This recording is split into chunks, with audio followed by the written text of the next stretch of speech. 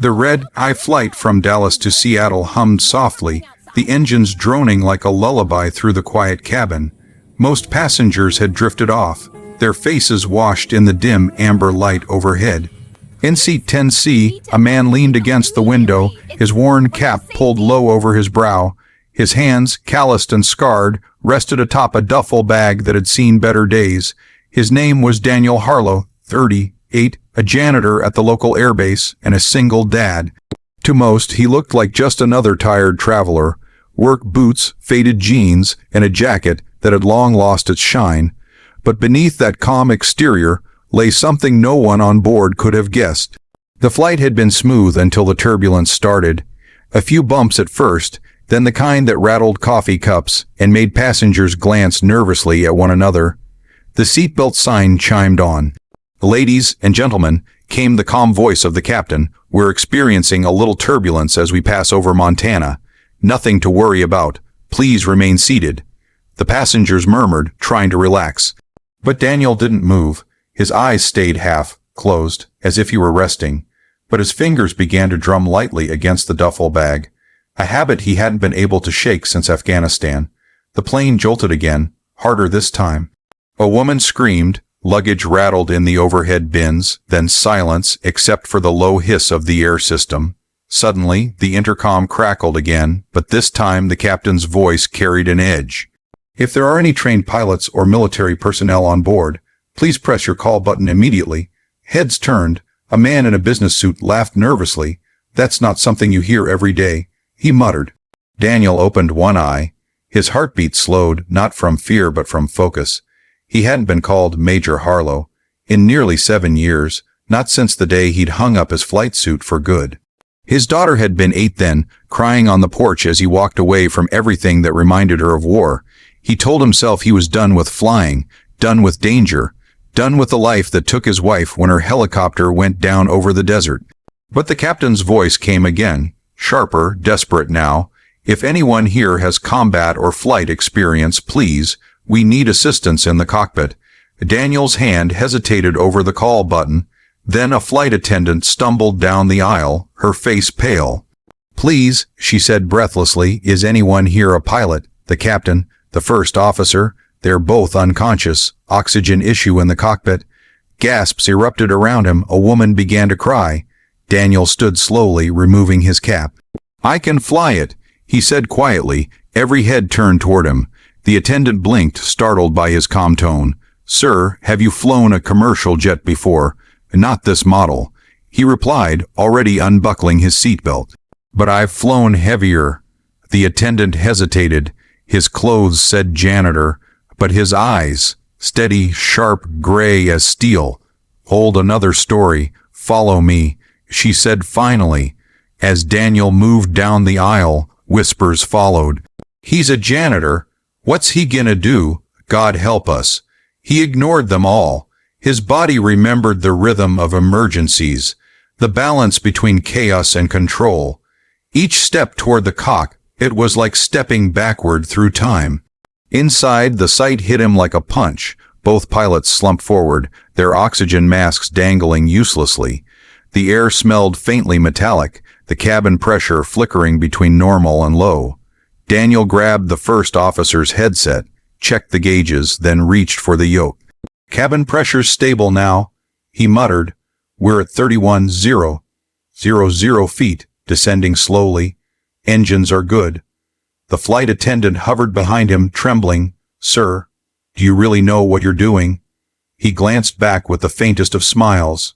"Ma'am, I've landed a C-17 with 2 engines gone and a hole the size of a dinner table in the fuselage. This bird's just a long taxi ride compared to that." She didn't know what that meant, but his voice steadied her heart. Daniel put on the headset.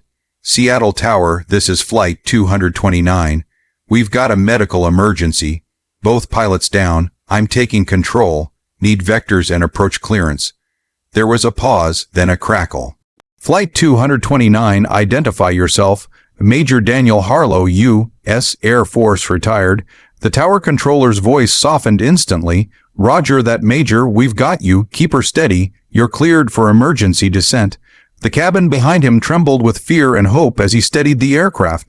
Years melted away. His hands moved with muscle memory, flaps, throttles, attitude correction, every motion precise, every adjustment smooth. Down in row 10, a young mother clutched her baby. "Who is that man?" she whispered. An older passenger shook his head, awe flickering in his eyes. "He's someone who's done this before."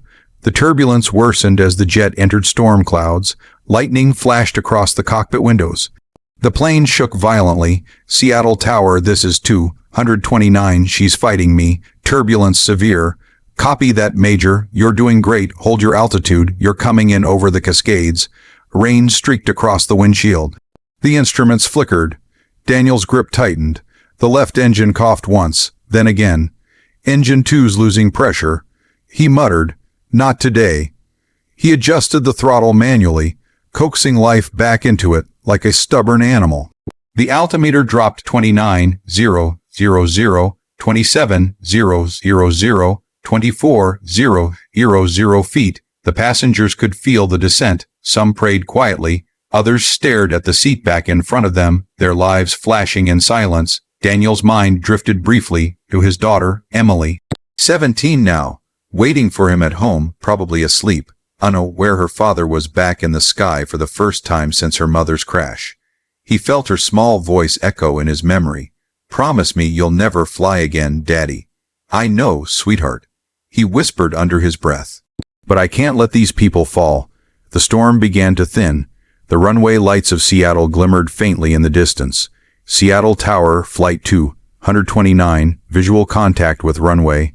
"Copy that, Major. You're clear to land. Wind cross from the west at 12 knots. Daniel adjusted the flaps, lowering the gear.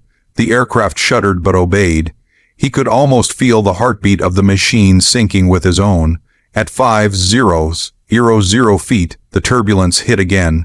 One final challenge. The plane tilted sharply left. Passengers screamed, the wings groaned under stress. Daniel's voice cut through the chaos. "Everyone stay calm, we're almost home."